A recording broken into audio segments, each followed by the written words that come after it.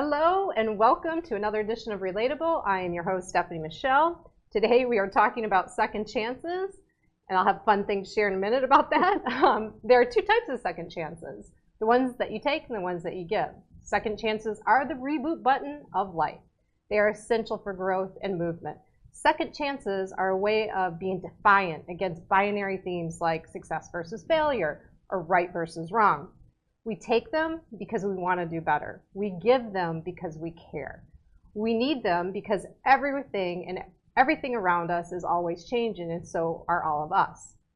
We are works in progress, every single one of us. There's always time to try again, do something differently to produce new results. If you're joining us via Facebook Live, I invite you to talk it out and share what second chances you're thinking about right now.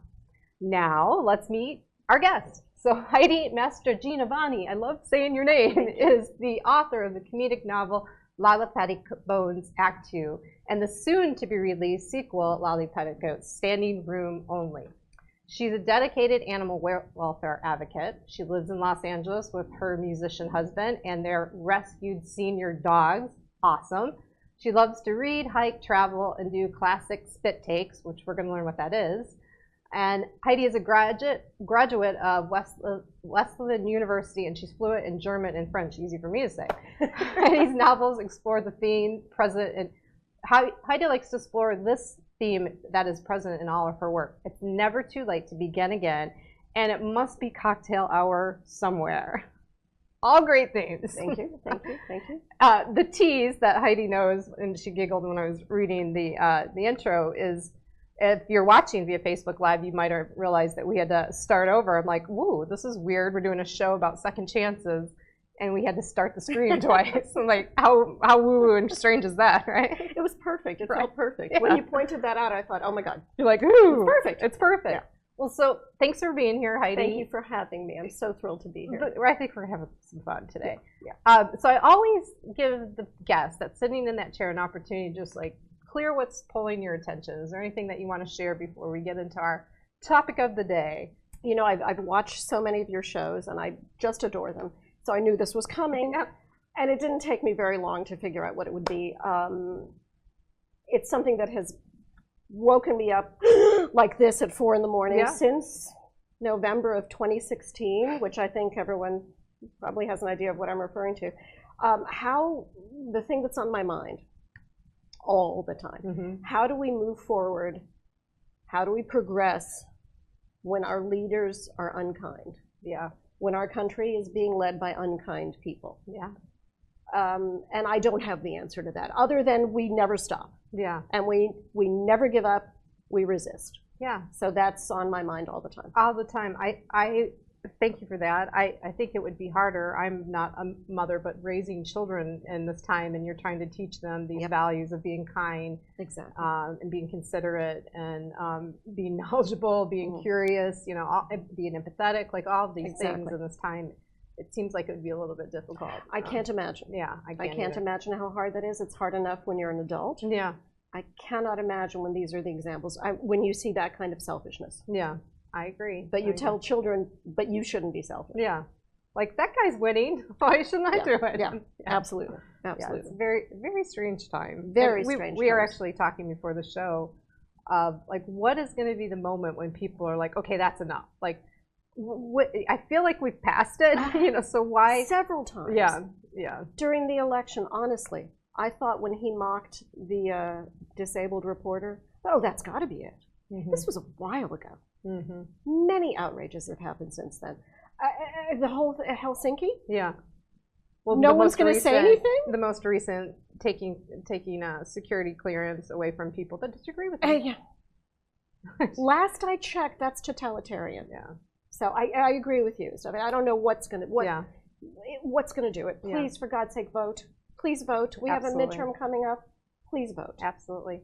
You know, that it's interesting that you're reminding me of the reason why I started the show, because I actually started it after the election. I didn't know what I was doing. Wow. I had no idea. I just thought there's so much like right, wrong, like just this whole everything's binary. This is the right way to do this. You're Democrat, I'm Republican. You know, these sides, and I'm like, look, we're all human, and there's a lot of context in between all of this and involved in making a good decision. And when we like make such quick decisions, you know, there are consequences. And so the only thing that I could do in that moment is like, I'm going to do a show and we're just going to have meaningful conversation. Wonderful. And I hope I'm encouraging people to do that too, that there's Wonderful. Lots of things that you miss and take for granted if you quickly judge or say this is the absolute right way, you know, and that's really where the show came. I think that's beautifully said, and I think that I found myself lately saying now more than ever, and I think that what your show does is essential. It's especially essential right now. Thank you. Yeah, appreciate that.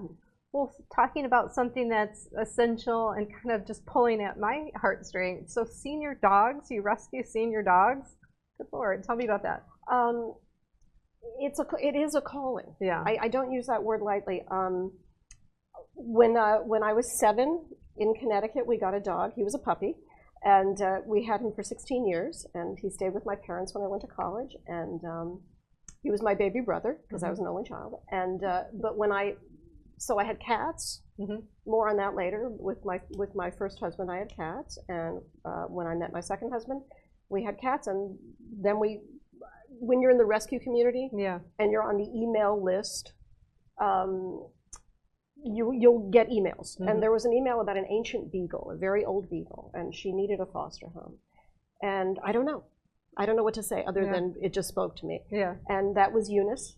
That was Eunice Petunia, and we had her for 3 glorious years. And I just thought, no, the old animals, the old ones, people don't want them. And they're so sweet. And all they want is just to sit on the couch and be loved. And they want a second chance, or maybe a third chance, or a fourth chance to be safe. And it's just one of those things. Yeah, that's so special. This is a dog-friendly studio. Yay. We all have dogs in the Yay. studio.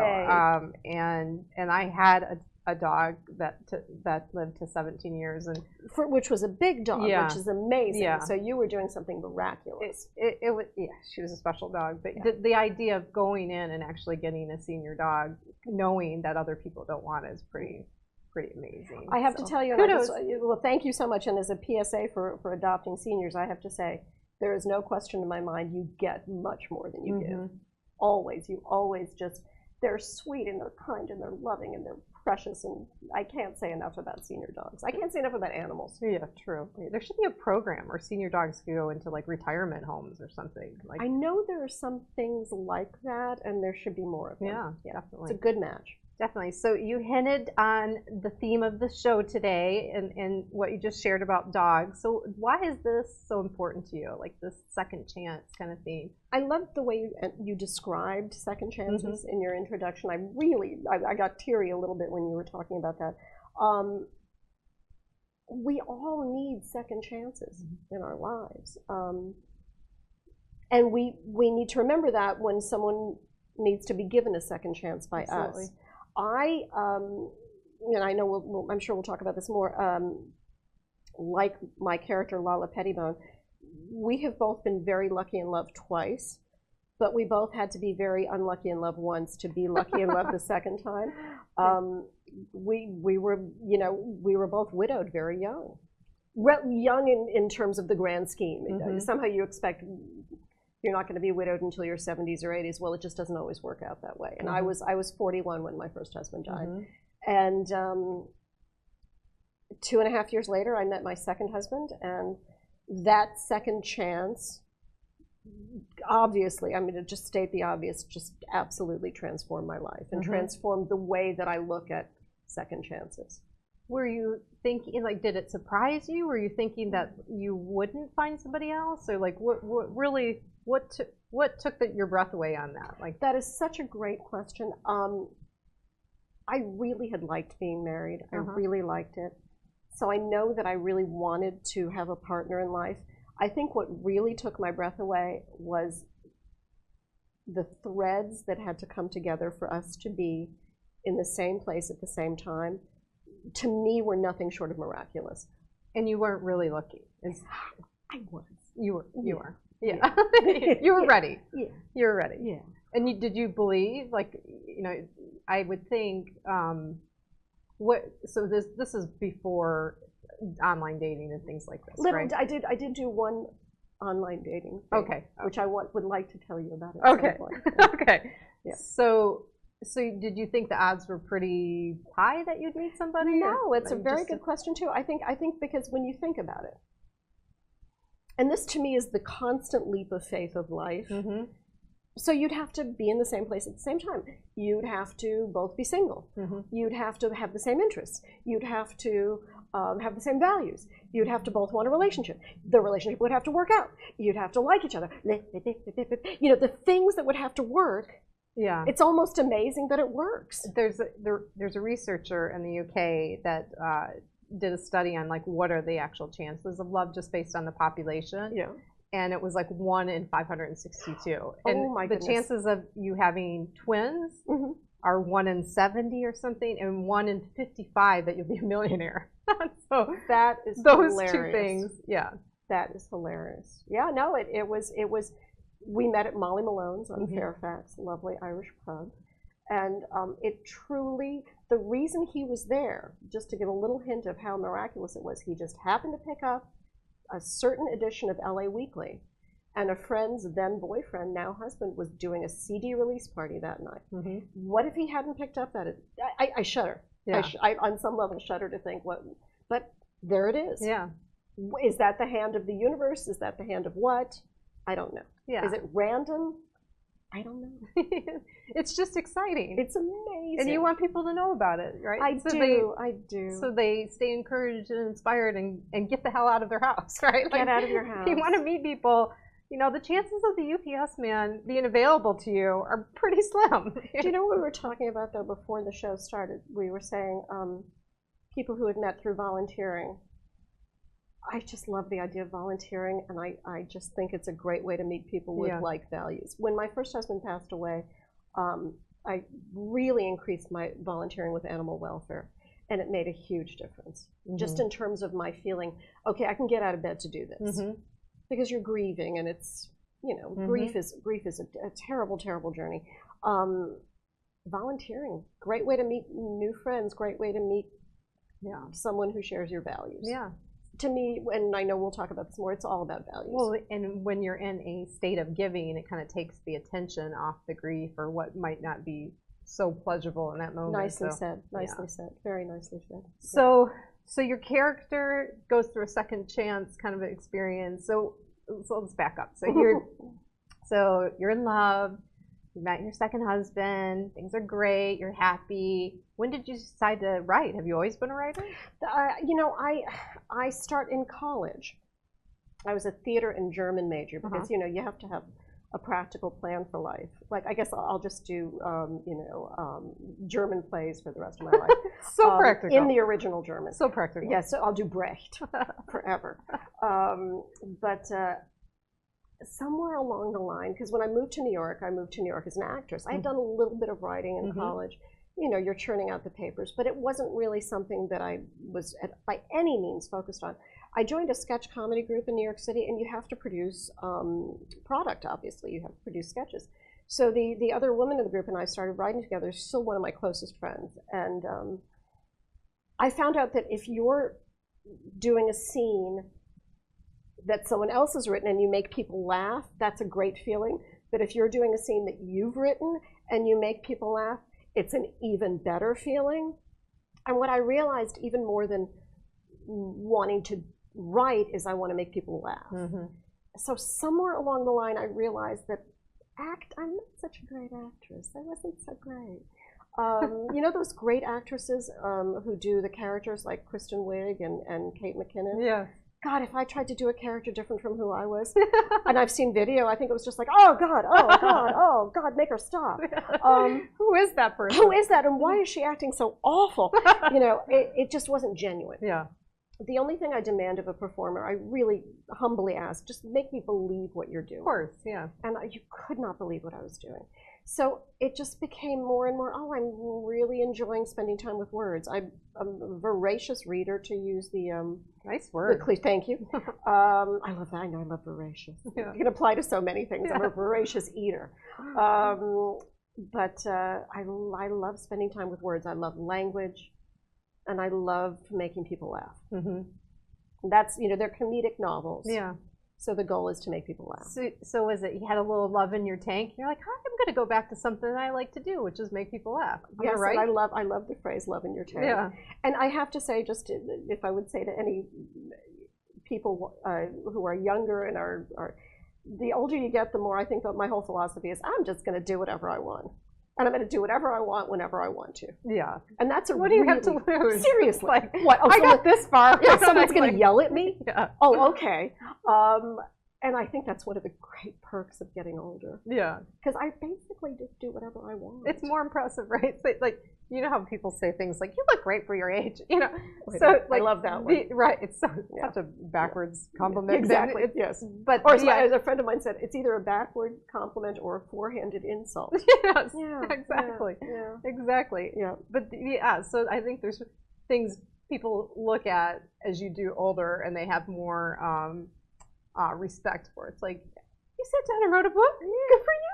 Thank you. Yeah. And I did, and there's a reason that I did it, because it was fun. Yeah. I don't write unless I'm having fun.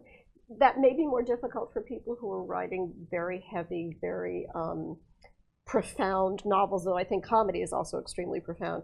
But I sit down and write because I'm having fun. Yeah. It's got to be fun. Yeah. And I there's something that's coming up for me, you sharing this is, it makes sense to me when you're happy and you're in love that that energy is just flowing and contagious and full, that you go, well, what more can I do with this? Like, I have this, let me do something that I enjoy. So sitting down to write a book makes sense to me. I'm so glad, and I think that's, again, beautifully said. I think it's a lovely way of putting it. Thank you. We're just like a little joy fest here. Actually, this is such a lovely space. I just have to pause to add that. And we have these lovely people here with us. And it feels really joyful here. Thank you. Yeah, you feel it the second you walk in. We've worked on that. Yeah, like, no, it was you did important really to us well. to have a space that felt good and felt inviting to people. So that's great. And I wish everybody that was watching could feel that. I say that a lot. I wish that they could actually feel, because even though we're encouraging conversation, just sitting and being curious about people, and you can go and do that, like it maybe watching it in a one-dimensional lens or view, you don't feel how nice this feels. Like, you don't, if you haven't sat down and had a conversation for over 40 minutes, like you don't feel that, which is life-giving. Like, there's energy that's exchanged when you're in a conversation. And I wonder if we're doing less of that because of this. I think so. And that makes me sad. That makes me very sad. And me as well. Yeah. So you decided to make, her character is very similar to you, right? Her house. Extremely. Okay. Extremely. I mean, we both went to a small liberal arts college in Connecticut. We both love animals. We both love words. We both eat a lot. We both enjoy our adult beverages, for want of a better euphemism. We both love to travel. We both love to hike. We both love New York City. We both love Los Angeles. And we were both widowed. Very, very, very similar. And where are the differences? That's such a great question. She speaks French better than I do. Okay. Which impresses me and makes me a little jealous. My French is okay. She does not speak German fluently, which I do. So haha Lala, like to see you speak German. Although she does speak Yiddish, which is a great language. I think you're in control of her speaking German. Perhaps the next You're Lala's God, I think. Yes, thank you, thank you. Though I have to tell you, it's funny that you say that, because the second book, I wrote the first book. I swear to you, she wrote the second book. What do you mean by that? The second one flowed so much more. Both were wonderful, fun experiences, but the second one was a really distinctly different experience. It just flowed, and I think she was just going, okay, write this, write this, write this. Her character was real. Now it's like something that you're kind of, well, what would she do? And now she's absolutely in some ways communicating to you. Absolutely. It really felt like that. It really did. Yeah. That's interesting. And she, I'm trying to think of any other differences. She braver, funnier? The great questions. Shh. No, we're both great and funny. Sometimes. We're also both really nervous. What's her favorite cocktail and what's your favorite cocktail? My favorite cocktail, and I love that question, I have to go with a cliche, and so I hope everyone forgives me. I like a cosmopolitan. I knew you were going to say Did that. you know that? Yes, yes, I could feel it. She's going to say Cosmo. Because it's crisp. It's perky. Yeah. It's not fussy. It's nice. A little vodka. She also loves those. She has perhaps a more eclectic taste in cocktails than I do. Okay. Also probably has a bigger capacity For drinking? for drinking than I do, which back in the day, people who knew me then would be shocked to hear. Because, you know, when I was in college in Connecticut, the drinking age was 18. I know. Well, I grew up in Michigan, and the drinking age in Canada was 19, so there were Zoom. times we took advantage of that. I don't know if you know this. Michigan, it's a hand. I'm kidding. Every person from Michigan tells you that. No, well, they usually. Well, where do you live? Right, exactly. Here. I love that. I also have to add. I have to tell you that my late husband Dennis, who was an actor, who was a wonderful man, grew up in Detroit. There was a time in New York when I was literally, and I'm not misusing literally because I watch out for that, when I was literally the only person in the room who was not from Michigan. So yay, Michigan. Yay, Michigan. Do you know how you remember the Great Lakes? I know there's a device, and I don't can you tell me the device, and I'll try to remember? Oh, yeah, you'll totally get it. Okay. It's Holmes. Right. Huron, Ontario, Michigan, Erie, Superior. Correct. Holmes is great. I love that. Holmes. Thank you very much. Do you know how you remember the planets? No. We're going to include Pluto, because I think that whole thing was dreadfully unfair. Yeah, yes. I'm not happy about that. I don't know whose idea that was. It's my very educated mother just served us 9 pickles. Why one would remember that phrase, I don't know. I don't know. But there you have it. That's very cute. Thank you. Oh, I love it. Thank you. All right. Well, speaking of, I mean, we're just going right to it. What is a spit take? Okay, before I tell you that, I just want to have a little really? sip of water. Okay. That's a spit take. Is this vodka? You have to have a punchline, so the punchline would be, is this vodka, which it's not. It's actually water. I'm sorry, honey, you gotta go. You gotta do it. Did I get you? Did I get you? Did I spritz you? Okay. That has never happened. Oh, I'm so glad I was the first. Do you know the wonderful late comedian actor Danny Thomas, producer? Danny Thomas. Marlowe's father? Yes. Danny Thomas show, yeah. I want to say late 50s, early 60s. Famous for the spit take. Yeah. Famous. So there you have it. So anytime, so you would do it as something just a comic shocking, really. Right. Exactly. If it's shocking, if it's funny, if it's, you know. When is the last time we've seen a spit take in a movie or a sitcom? I can't. I love you for asking that, and I can't think of one, and I'm going to have to look that up. Yeah, that's I'm kind great. of curious. That's great. I'm kind of curious. Yeah. We're all, everybody in the studio right now, for everybody that's watching, we all have this like, let's Google that.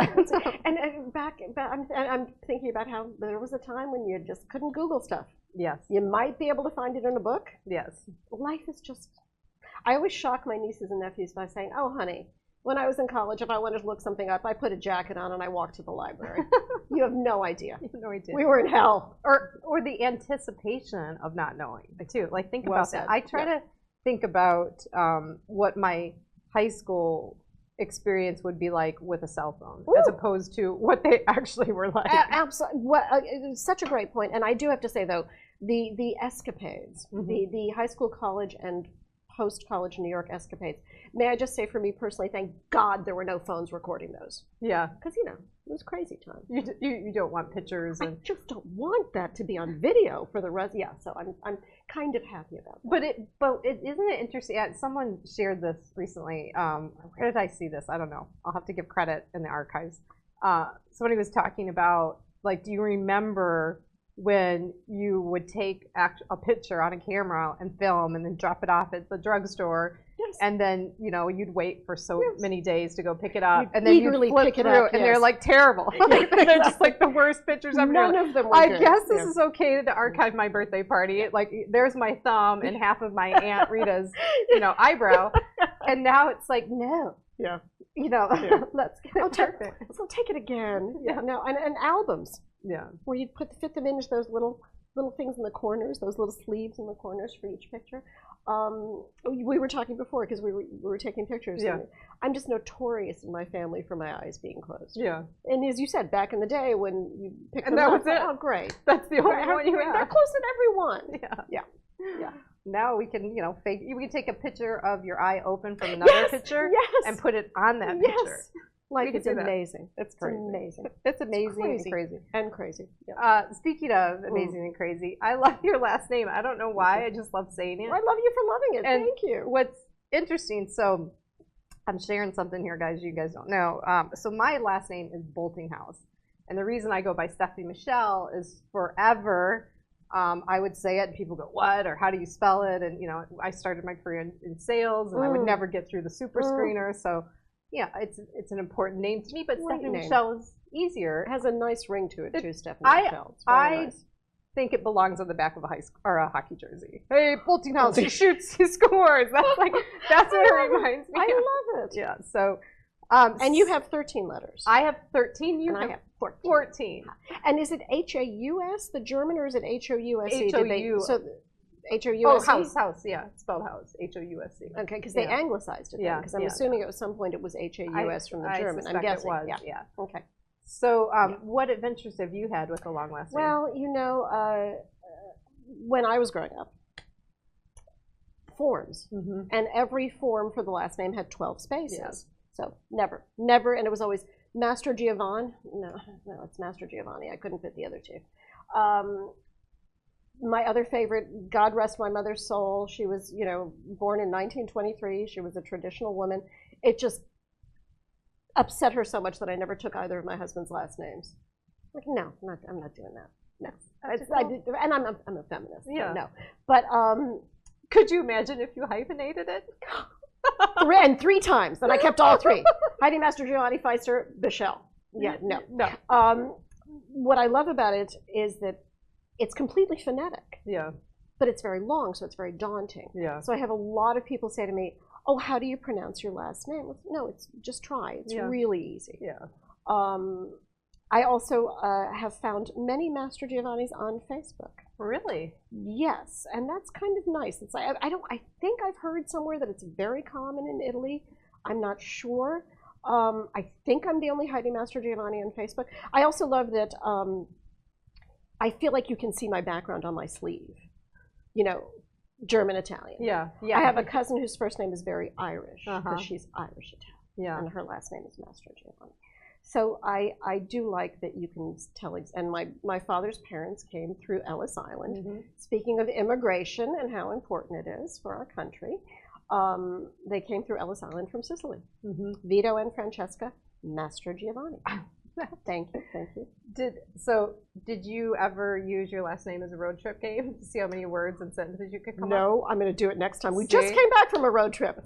Darn it. Yeah. Darn. So wait, how do you play? You just you put it out as a challenge for the people in the car, how many words you can get out of your last name. You could use your full name if you wanted to. Love it. And then you take the second part of the challenge is how many complete sentences can you make with the letters. It's absolutely brilliant. It's fun. I'm going to take a road trip just to do that. Are you? Yes. In our gorgeous state. Slugbug too. You don't know Slugbug? Did you have siblings? I had no siblings. Yes. Is that a thing? Yes. All right. Yeah. When you see a vintage Volkswagen, you go Slugbug, and you hit your brothers and sisters. And sometimes it's kind of mean. Sometimes where you're like really hard. You're leaning into it. Yeah. What else? What is it going to say about that? And I have to add though that Heidi is my middle name. Heidi is your middle name. My first name is Frances. For some reason, they anglicized Francesca to Frances, and that I'm like has just been confusing all my life because all the forms that I fill out have to say Frances, and then the doctor will come in and say Frances, and I have no idea who he's talking to. So yeah. So go ahead. So how long have you gone by Heidi? My entire life. I just don't get why they didn't make it Heidi Frances. Yeah. And now they're gone, and I can't ask them. Yeah. Yeah. I like it. Yeah. So speaking of the 12 letters that, on forms, when I was a kid, I would make a little bolt, like a little nuts and bolt, and then ing, and I would draw a house. I love it. I never spell my name out. I love that. Never spelled out. And my artwork always looked different every time I would do it. I really like that. Yeah, I should bring it back. Yes. I could be like Prince, only with a bolt and a house. And an ing. Yeah.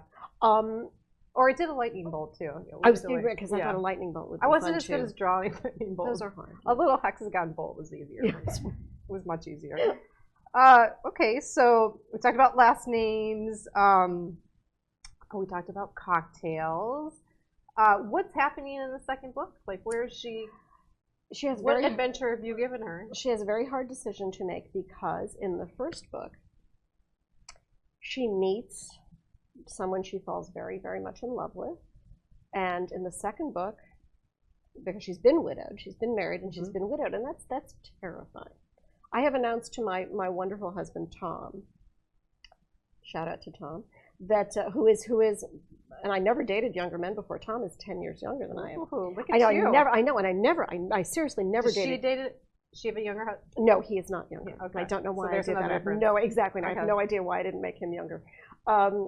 Tom is not only, he's not only 10 years younger than I am. I was born in October, 10 months before October, so the odds would be he would be born before, so we could be in the same decade, at least for a few minutes. No, he's born in November. We're never in the same decade. But I have announced to Tom on many occasions, you are not allowed to die before I do. I am not going through that again. And that's essentially the dilemma for Lala in this, because is she going to marry him? And she's absolutely terrified that he will die. And so what she decides to do with that is totally escape the entire thing and go to Paris, where her novel, for her screenplay turned into a novel, turned back into a screenplay is being filmed. So she's just going to avoid the issue altogether. Sounds like there's going to have to be a book 3. Actually, I'm working on the prequel. Oh. Thank you, Star Wars, for giving us the idea of prequels. Of go back then forth. Exactly. And this is when the prequel is Lala Pettibone Curtain Up. And it's when she graduates from college and meets her first husband. And I'm now with the challenge of, as Fran Drescher would say, cancer schmancer. I haven't gotten to the part where he's gotten sick yet in the manuscript, but it's going to be hard. Have you got to interact with people that have read the book, and what kinds of things have they shared about their own story? Yes. Yeah, and it's I think for women especially, and our mutual friend August McLaughlin is so lovely with August. She does her Beauty of a Woman blog fest every year. A lot of women have spoken to me about, Lala's in her 40s, which sounds insanely young to me. And to a lot of people, I believe it is. Oh my God, it's just so young. Very young. But she's a baby. I think for women who are maybe not yet 40 or just about 40, she's a mature woman. And what they have spoken to me about is that she is, her zest for life. Which I'm kind of like, yeah, of course. I just want to quote my mother again. I had a milestone birthday last year. I turned 60 last year, which is a number. That's a number. That's one of those, oh, what? Because I swear to you, and I think people probably have had this as well, I think I graduated from college last week, and I blinked and I was 60, and it's a number. And you kind of go, oh, okay. But here for 60 years. I feel exactly, and I feel great. I feel absolutely great. My Italian grandmother, Francesca, God rest her soul, died when she was 56. I never met her. If you saw a picture of her, you would think that's a woman in her late 70s. She was illiterate, which breaks my heart. And she had a hard life, and she didn't dye her hair, and she wore loose clothes because that's what they wore in those days. I don't know what 60 is supposed to feel like. I don't know what it's supposed to look like. I feel better than I've ever felt, and I wish that for everybody. And I think for women, aging, the stereotypes. A man can be distinguished with gray hair. I just want to shatter all those. And women have just talked to me about Lala just not caring if she's in her 40s. I have to quote my mother, who had a heavy German accent. When she turned 85, I was on the phone with her, and I said, "Oh, Mom, 85, wow." And she said, and she started every sentence, whether it was a declaration or a question, with "ooh." So she said, "Ooh." She said, "Ooh, but I don't feel 85." And that's it to me. That's it to me. And for me, Lala is, dare I say it, timeless, ageless, whatever that means. So women appreciate the fact that women of all ages, it sounds like you've got feedback from women of all ages that have read the book, and they just appreciate that she's got some energy. She's got some vitality to it. Yes, to me, everything's about energy. Yeah. Everything is about, karma to me is energy. What are you sending out? What are you getting back? Back to what we talked about at the beginning. God, these people are sending out the meanest energy. So I hope karma is right around the corner. There's a way of working itself out. Yeah, I agree. So, and do you hear stories from other people about the second chances that they've leaned into, or? Yeah, I just read Leaned In, and I haven't read Option B, which is her book that she wrote after her husband died. Yes, yes, and with the message being it's never too late, I hope that encourages people. No matter where you are, no matter what stage, did you just graduate from college? Are you changing careers? Are you an empty nester? Have your children, left the house? To just say, what do I want to do next? And to just begin doing it. And I'd like to think, and I have heard from some people where they have said that has encouraged them. Because Lala has to begin again. In the first book, she I hope it's not a spoiler alert, but there's a toxic waste dump in her condo in New York, so she has to move to visit her aunt in Los Angeles. And sometimes you choose to start over, sometimes you're forced to start over, as you were saying earlier. When you're widowed, or when you're divorced, the life that you knew is over. You have to start over.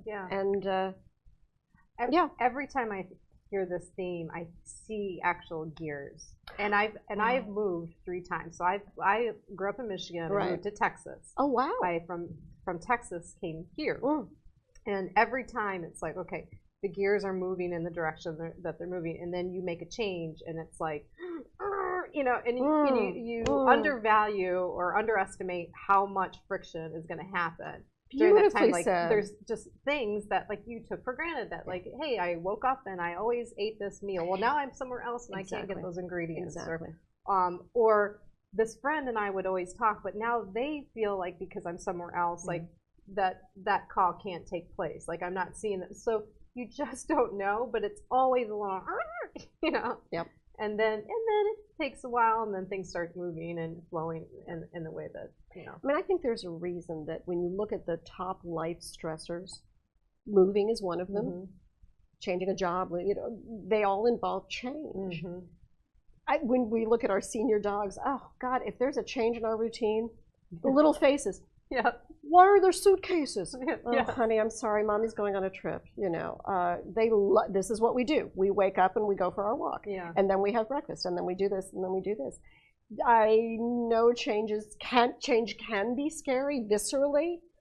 I think when we were in caves, if there was a change, it might mean there's a tiger outside or something. But sometimes you have to embrace it, and sometimes you choose to embrace it. That's interesting. And what's coming up for me to share that is that there probably was a time in human history that significant change meant danger or some life-threatening experience. But now, first of all, everything changes every day. Constantly. Every day.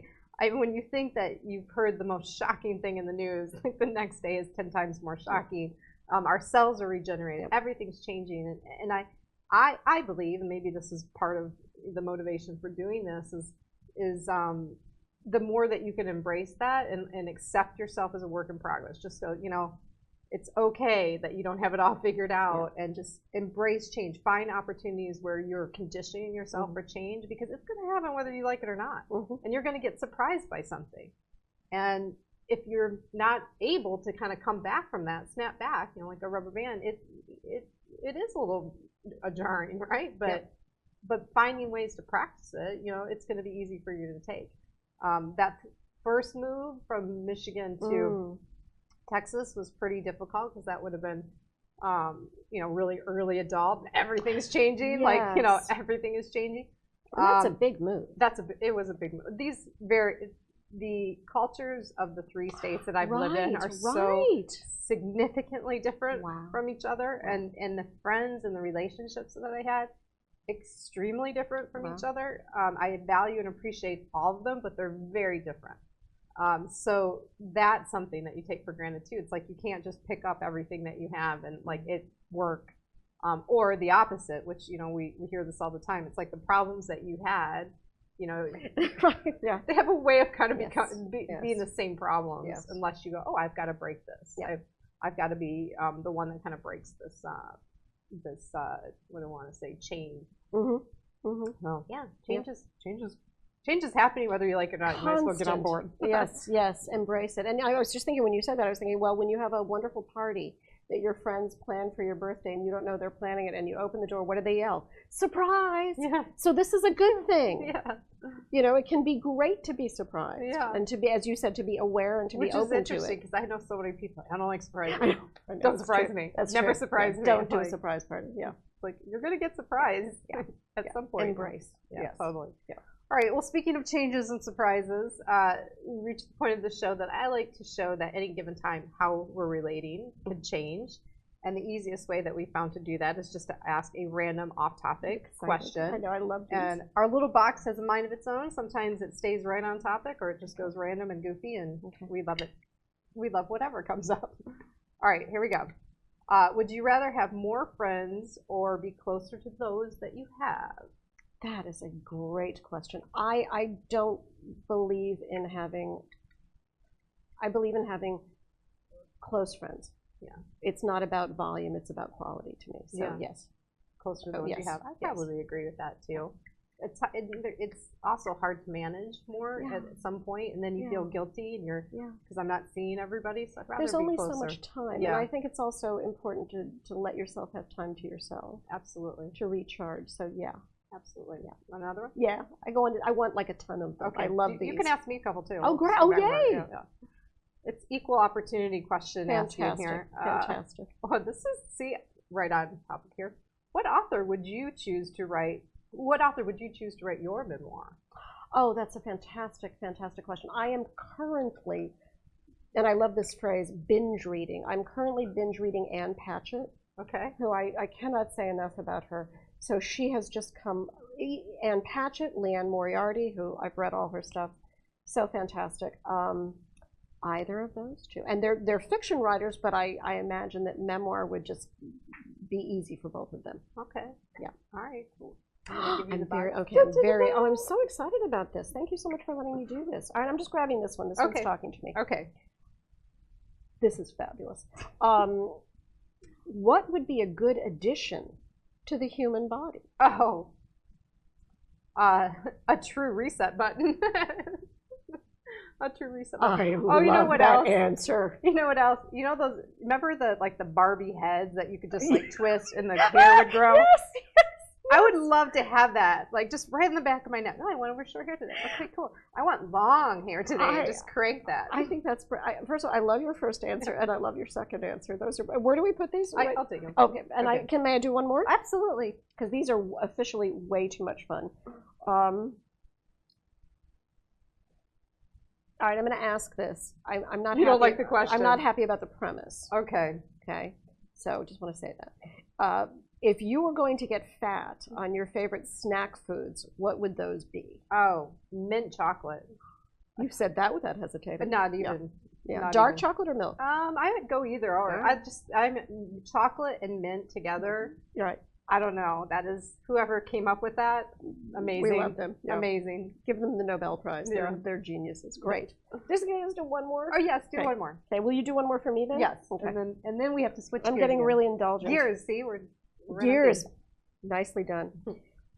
Okay. I think. Okay. Have you ever had an anxiety attack? Yeah. Yeah. It has to do with a list. It's the same elements. It's the list is too long to physically get done, and I'm like, how am I going to get all of these things done? Yeah. Yeah. I actually am trying to stop making lists because every anxiety comes from that damn list. Then stop. Absolutely. Yeah, exactly. I absolutely it gets done anyways. I've never let anybody down. Don't do that it's to really yourself. important to me to honor my words, so I don't Beautiful. go around committing to things that I can't get done anyways. Bravo. Good for you. But yeah, the list sucks. Yeah. And I hate seeing my own handwriting anyway. I can't write anymore. My handwriting is virtually illegible. Yeah, so is mine. I just have to say one thing about this, and no mean-spiritedness intended, but I do love language and words. Why no capitals? Why no question marks? I don't know. Why, to drive me crazy? Yes. If you look at my Facebook we page, actually, I'm constantly... right before the show, printed out all of these cards and took out all the punctuation and the capital letters, and just for It's you. easier, thank you, just to make me insane. It's ask me one more. Can you ask me one more? Yes, I will. It is trendy, but please, can we just, you know. I know I'm the such makers I'm of such this. a grammar. Thank you. About Please it. talk to them. Yeah. Okay, what skill do you possess that most people don't know about? Oh gosh. Well, I'm such a blabber. I think most people know everything about me. Because I was going to say, you know, grammar, but no, because I'm constantly yakking about that on Facebook. What Do skill? you correct people? I'm awful about that. I'm awful. I'm surprised I have any friends left. Trying to think of anything I can do that people don't know about. I'm relatively, I think people know, but I'll just toss it out because it came to mind. I'm pretty good around the subjunctive clause in French. What? I have no idea what I'm talking about. I have I don't know. I think I'm such an open book. How would your husband answer that question? That's a good question. What would he say? Like, she does this thing. People know I'm incredibly neat at home, so he wouldn't say that. I don't think there's anything I do that people don't know about. Or she's like, I write books. I'm an open book. I don't have things. Exactly. Yeah. If it comes up, we'll share it in the archives. Thank you. If I can think of anything, thank you. Thank you. Well, we are switching gears one more time. So another thing that we like to do on the show is give guests an opportunity to give a heart swell. And what a heart swell is just an opportunity to give a shout out, let somebody know that you really love them, they've made a difference in your life, you have appreciation for them. Sometimes it might be an act of forgiveness, like whatever. You just want to like give some attention to them in a meaningful way. And my hope is, as people watch this, they're like, oh, I need to call somebody. I need to like share some words. Like, I can do that. That doesn't look that hard. I can do that too. So first question, are you willing to do one? Delighted. Okay, and you have somebody in mind? Two. All right, go for it. Look right at the camera and talk to those two people. Before the show, I'm like, where's the camera? I've been so looking forward to doing this. There are two people in my life. You know who you are, and you'll know who you are when I describe you. One of you is the brother I never had, who is one of my closest friends from college, and you are an advocate for children. And you're a family law judge, and your focus is to protect those kids who come into your courtroom. And I love you for a million things, and I love you for protecting those vulnerable children. And in that theme, the second person is one of my closest friends. We met in New York City years and years ago. You and your husband knew Dennis, my late husband. Your husband and Dennis are both actors, and you advocate for animals. And you dedicate your life to helping animals and to getting them out of the most horrible, cruel situations, and you are my inspiration constantly. So to both of you, for helping the most vulnerable in our society, I can never fully express my appreciation to you both. Amazing. I think it's great that you know two people that are... I feel very lucky to know both of them. Yeah, amazing.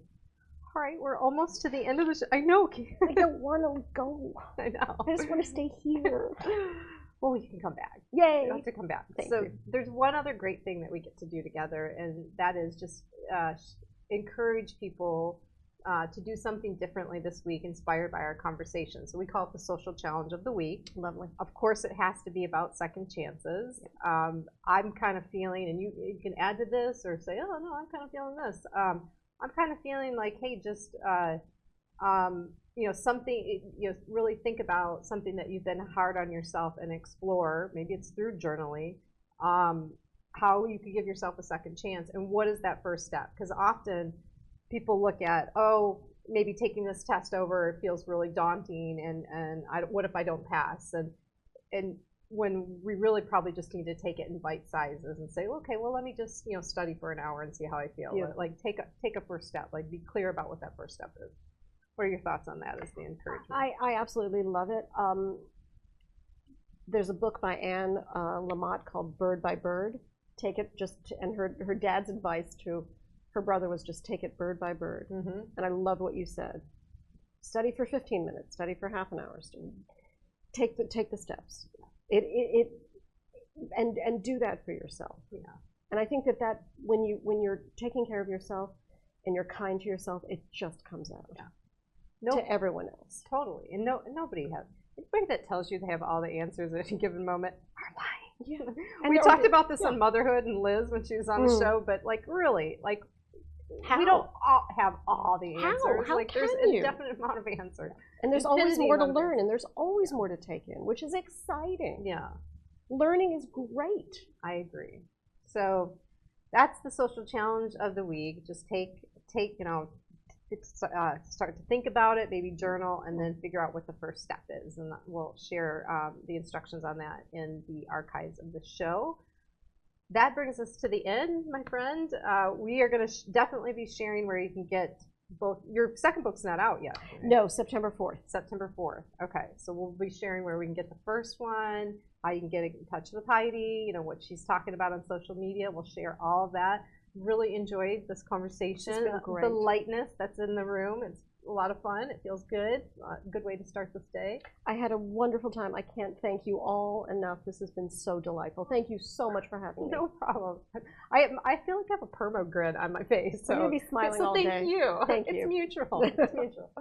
So that does bring us to the end of the show. Next week we're going to have Gail Holland from the New York Times on. She does a lot of work, or she writes a lot about homelessness, and so we'll definitely be talking about that and just what's going on in our cities and how we can do a better job of being more inclusive.